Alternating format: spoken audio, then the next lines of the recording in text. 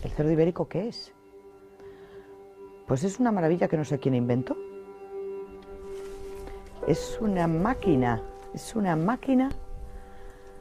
de hacer carnes saludables, es una máquina de aprovechar lo que la tierra da y que además deleita los paladares de aquellos que tienen el gusto de consumirlo. Es la perfección. Es el responsable de que 3 millones de hectáreas en nuestro país se mantengan como lo conocieron nuestros antepasados hace 2000 años.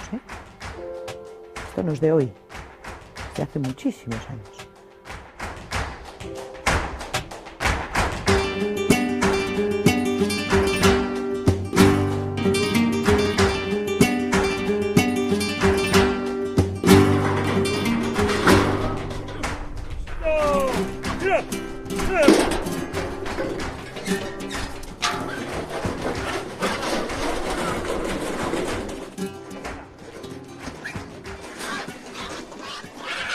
A pesar de ser una de las razas más emblemáticas de la gastronomía española, no son pocos los momentos en el que el cerdo ibérico se ha visto cara a cara con la amenaza de la extinción. A finales de los años 80, la peste porcina hace estragos en todo el suroeste peninsular. Conozco mucha gente que se arruinó. Pasó de 500.000 madres a 5.000. Y estamos hablando en 30 años. Cantidad que hoy en día la Unión Europea considera que es la mitad del censo mínimo que cualquier especie debe tener para considerarla en peligro de extinción. O sea que entonces la Unión Europea hubiera considerado sin lugar a dudas que el cerdo ibérico estaba extinguido. Los ánimos estaban no por el suelo, era mucho peor que aquello. Sin embargo, el tesón de los pocos ganaderos que aún se resistían a permitir que esta raza dejase de habitar sus dehesas hizo posible la aparición de Aecer Iber, una asociación con un claro objetivo: la conservación y protección del cerdo ibérico. Y a pesar de que parecía que el cerdo ibérico se iba a extinguir en aquel momento, resurgió de sus cenizas, es una especie de ave fénix, y resurgió con más fuerza todavía.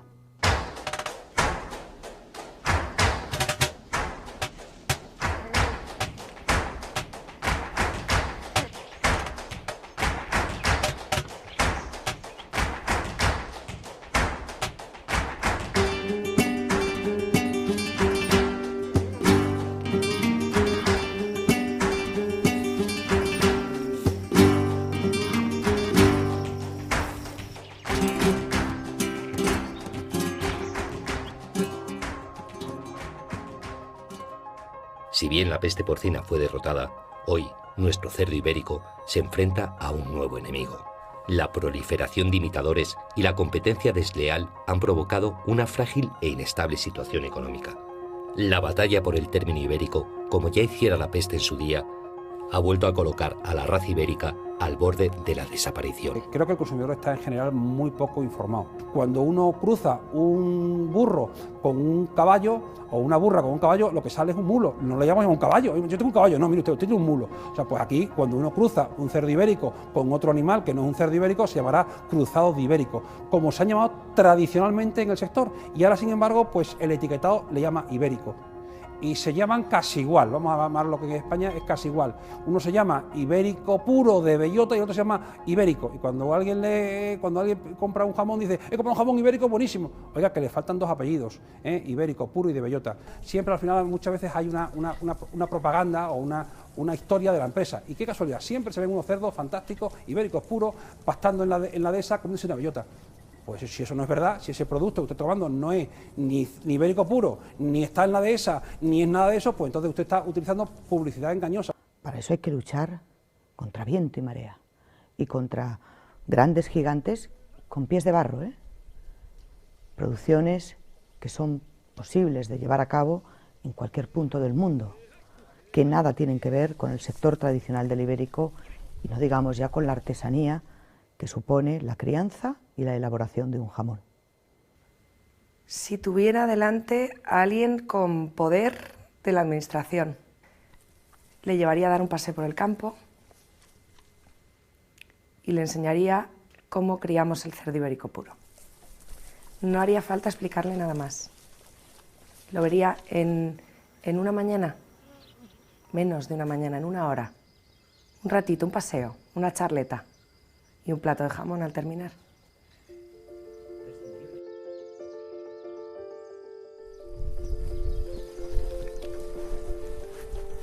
Pero, ¿qué es un cerdo ibérico?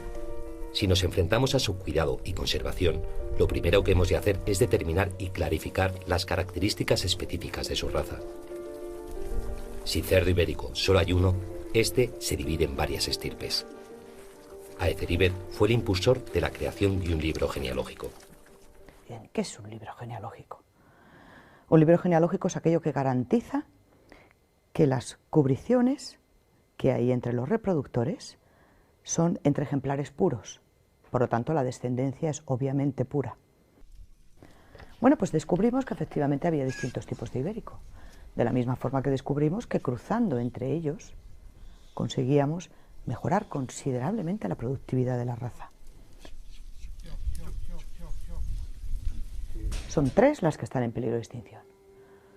El negro lampiño, la misma palabra ya te lo dice, lampiño. Dice que no tiene pelo. ¿Cómo lo reconocerías? Pues porque aparte de que no tenga absolutamente ningún pelo, si tú tuvieras la ocasión de probar un jamón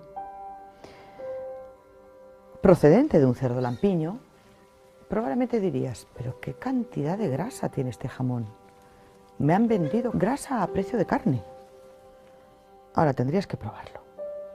Y cuando tú probaras una loncha de ese jamón finamente cortado a temperatura ambiente, nunca frío, lo olieras y lo probaras, dices, pero qué tocino más extraordinario. Eso es el lampiño. Ahí reconocerías verdaderamente un lampiño. Lo siento, pero tienes que comprar el jamón. El torbiscal es el macho machote, es el poderoso, es el que no le hace sombra a nadie desde el punto de vista productivo. Se cruzaron determinadas estirpes de ibérico y a veces la pezuña presenta un ligero veteado blanco. Y hay un dicho en España, una expresión, pata negra, mal dicho, que se aplica para los ibéricos. Este es un pata negra. Bueno, pues este torbiscal no siempre tiene esa pezuña negra. Es el feo. El torbiscal es el más productivo de nuestros cerdos ibéricos. Es el que industrialmente tiene más valor, porque es el que mayor rendimiento cárnico da. Pero, ay, qué pena, porque es que es el más feo, es el más vasto, es el que tiene ese pelo rojo encendido, es el que por tener más tamaño no tiene esa pata tan fina, porque para soportar mucho peso uno necesita un esqueleto en condiciones, y ese esqueleto necesita un diámetro. Eso es el torbiscal. Y es la consecuencia de lo que puede llegar a conseguirse con la selección, dentro de una raza pura, sin incorporar ni un solo gen de una raza foránea. Y eso se puede, se hace, y solo falta que nos lo reconozcan. Pero estoy segura de que llegará el día en que lo reconocerán y dirán, chapeau.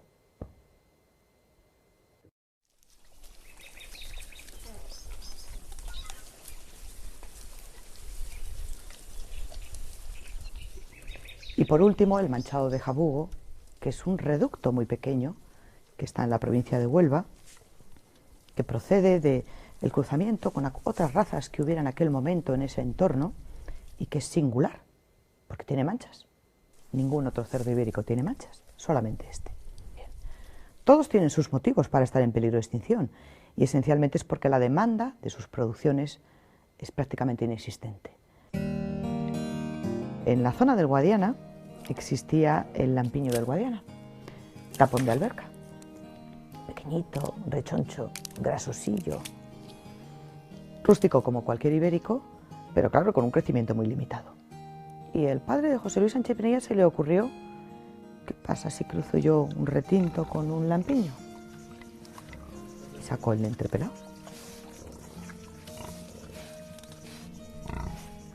Y sacó el animal más bello probablemente dentro del ibérico, conservando una finura extraordinaria de sus extremidades, con muy poco pelo, un hocico tremendamente largo y con una calidad de carne intermedia entre el retinto y la excelencia del lampiño. Eso es el entrepelado. Es el ingenio del padre de José Luis Sánchez Pinilla. Así de claro. No me acuerdo de mi padre de pasarse ratos y ratos, y yo lo he hecho, observando, y aprendes una barbaridad.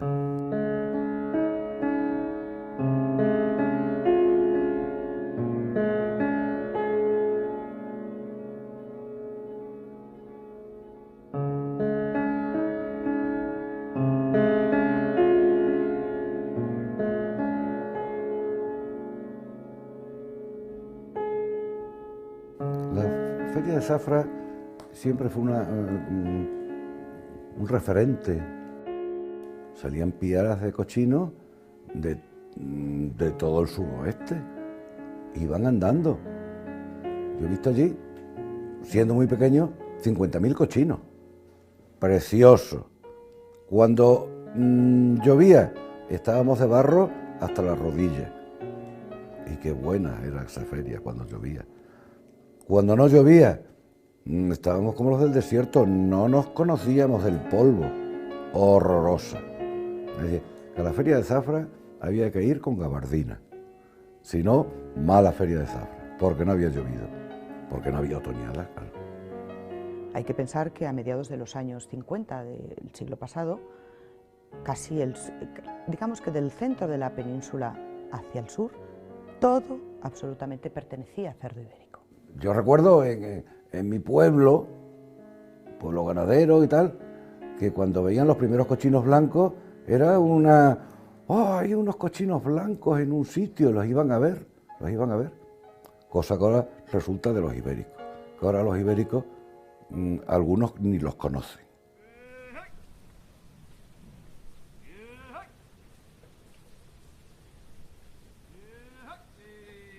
El retinto es el más numeroso. El retinto es el ibérico por excelencia. El perfecto para todo tipo de terrenos, de explotaciones, de manejos. Dentro de los niveles productivos está un escaloncito por debajo del torbiscal, un poquito por debajo del torbiscal, muy por encima del resto de las variedades, por encima del lampiño, por supuesto, y por encima del entrepelado, y es razonablemente productivo, pero además conservando niveles óptimos de calidad. Por lo tanto, cualquier industria que quiera mantener sus niveles de productividad en límites razonables, probablemente trabajará con el retinto.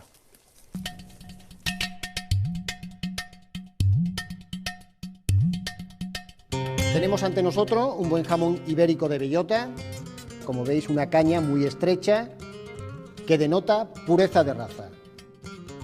Se denota que este cerdo ha estado campeado debido a que la pezuña está muy gastada. Son características principales de un buen cerdo ibérico de bellota.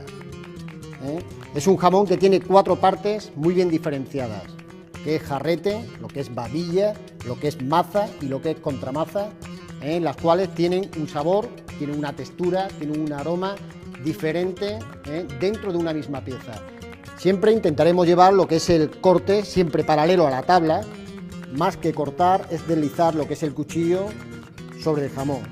Es una loncha fina, translúcida, acompañada de un poquito de grasa blanca, para que cuando entre en boca funda más fácilmente y la sensación organoléptica del producto se realce mucho más. Para mí es un todo. El aprovechamiento de la dehesa, donde llevamos haciendo este tipo de producto pues cerca de 150 años. Es el baluarte de la gastronomía española, es un producto que no tiene ningún parangón, pero que no es posible hacerlo en ningún otro sitio que no sea el suroeste de la península ibérica.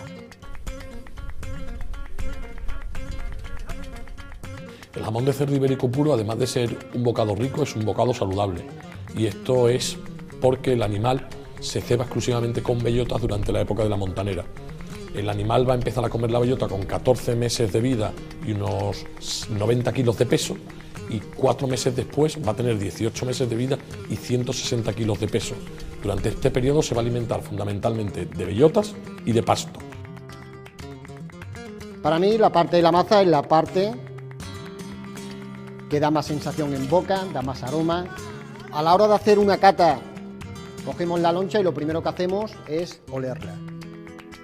Nos denota ya unas sensaciones, unos aromas magníficos. Lo segundo de ello, cogemos lo que es la grasa blanca y con los dedos presionamos y vemos el punto de fusión, cómo funde entre los dedos.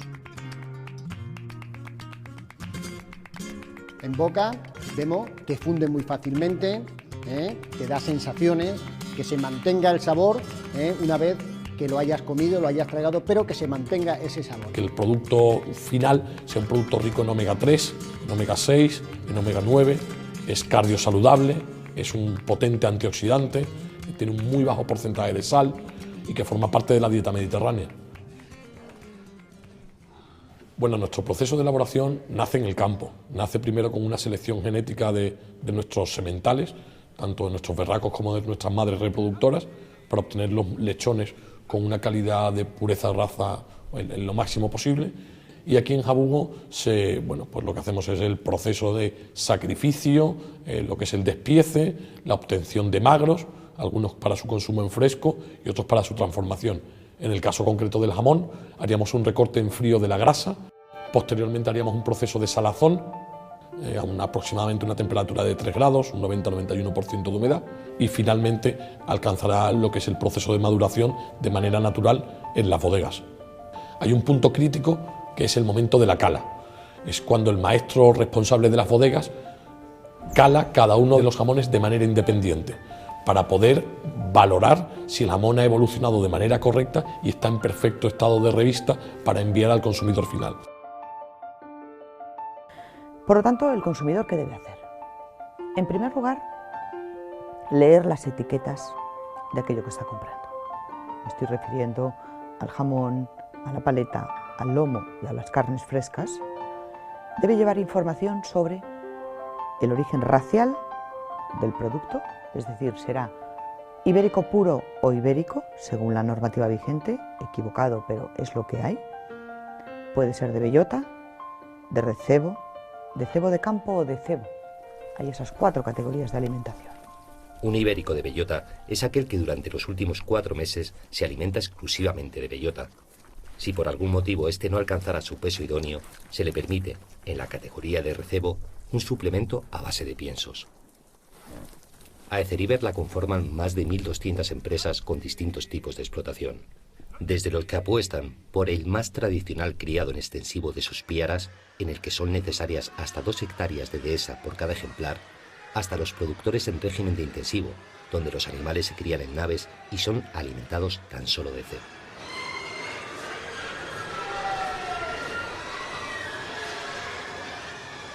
Por lo tanto, desde un punto de vista sectorial, Eceriver debe defender los intereses de todos y cada uno de ellos. Pero siempre lo hará pensando en el beneficio del conjunto, pero poniendo a cada uno en su sitio, sin permitir que se avasalle o se aprovechen determinados términos, como es el término ibérico, para designar tipos de producciones que poco o nada tienen que ver con la tradición del sector.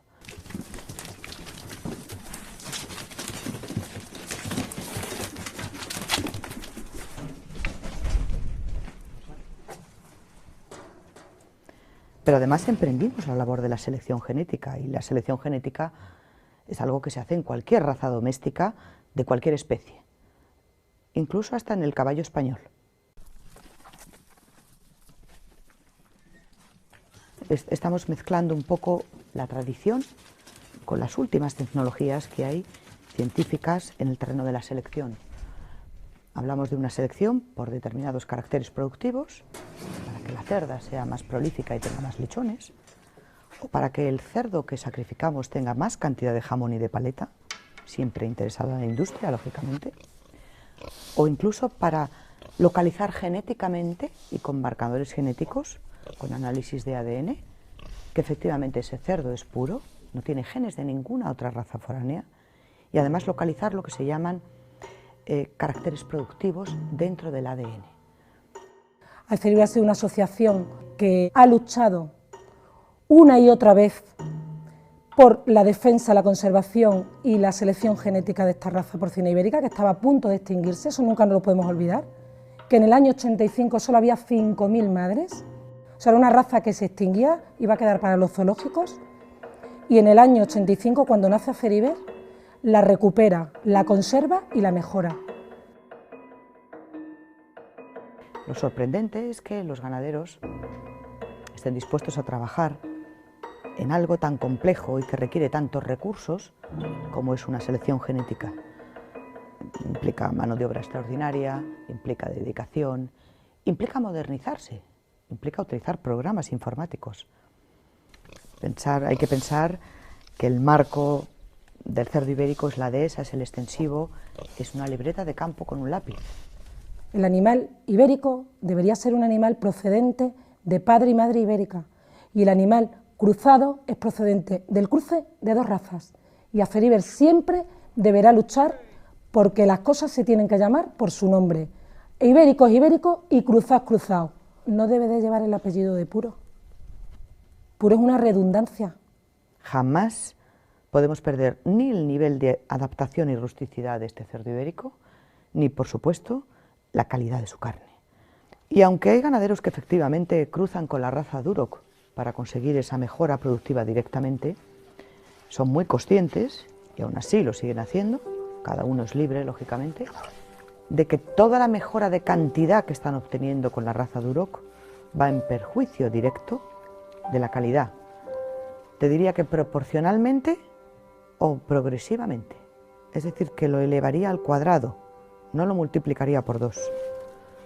Distinto es que el consumidor tenga la sabiduría suficiente como para poder apreciar esa diferencia.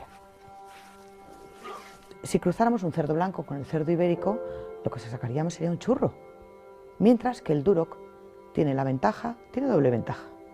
La primera es que tiene la pezuña negra. Y claro, pata negra sigue teniendo su importancia en nuestro sector y a nivel de consumidor mucho más. La segunda es que tiene ese grado de infiltración grasa que permite no deteriorar excesivamente al ibérico. Lo he dicho muchas veces y no ahora, hace tiempo, que hay buenos ganaderos y hay buenos industriales, malos ganaderos y malos industriales. Mete en una paridera, la que menos te interese, un macho Duroc. No, es que apuesto absolutamente por la raza pura. Yo creo que hay una falta de control por parte de las autoridades españolas, que son las que tienen, digamos, entre comillas, el monopolio del ibérico absoluto. Los intereses son enormes. Los que tengan más fuerza se llevarán el gato al agua. Y el que quiera entender, que entienda. Si el cerdo ibérico desaparece de la dehesa y en la situación que estamos, si no se pone remedio, es fácil que la dehesa se abandone, y la dehesa es un ecosistema único en el mundo.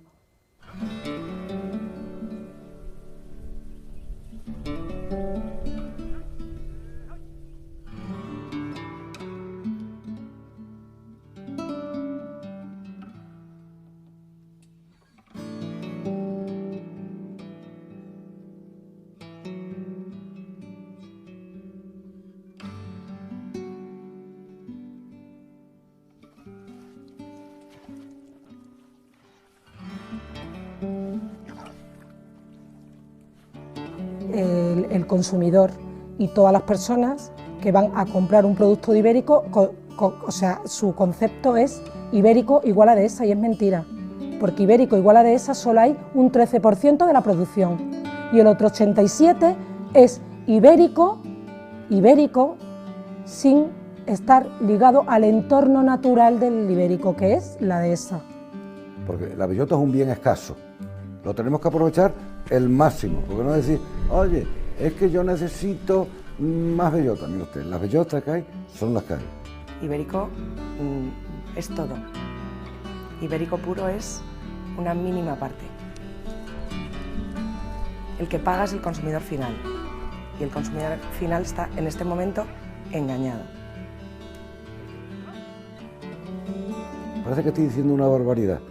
Muy poquita gente sabe distinguir un jamón bueno de uno mediano y de uno malo.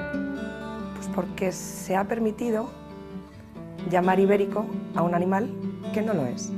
Llamar a las cosas por su nombre es que un animal procedente de padre y madre ibérica se llame ibérico, y un animal procedente de dos razas, animal cruzado, ibérico y cruzado. Y ese es el quid de la cuestión. Hemos cedido el nombre del ibérico a un animal cruzado al 50% con razas foráneas. No existen precedentes en el mundo, no existen. Yo creo que estamos en un momento que posiblemente tengamos que dejar el negocio y la afición y los cochinos y la dehesa y todo, porque estamos en una situación muy grave y muy mal. Muy mal, tremendamente mal. No hay nada peor para un ganadero que trabaja en este sector y que maneja una raza como el ibérico, que hace una producción en extensivo, que sufrir la desilusión de comprobar que sus producciones no valen. No hay nada peor que ver que la administración no tiene una respuesta contundente a sus peticiones. ¿Qué negocio aguanta 3 años teniendo pérdida? Algunos como pero que nos estamos comiendo el patrimonio que nos dejaron nuestros abuelos, nuestros bisabuelos, nuestros padres y nuestro trabajo. A nadie le gusta tener a la voz de su conciencia permanentemente detrás. Y tratan de bordearnos, y tratan de marginarnos, tratan de comprarnos, incluso, Esta asociación no se ha vendido jamás en la vida a nadie. De los antiguos aprendemos siempre. Y aquello que nuestros abuelos y tatarabuelos hicieron, se hacía por un motivo. Tengo ya nietos que saben llamar a los cochinos y distinguen lo que son machos y lo que son hembras. Y yo no sé si decirles que sigan conociéndolo. Bueno, son primero las ilusiones de 8 años, 8 o 9 ya. Y luego pues que en algún momento hay que cortar, empezamos a sufrir ya realmente. Hay puestos de trabajo, son familias y es la sensación de haber trabajado para nada. Pero bueno, yo tengo toda la intención de continuar, no lo voy a dejar ahora. Por el cariño que le tenía a mi abuelo, por el cariño que le tenía a mis padres y por el cariño que le he infundido a mis hijos.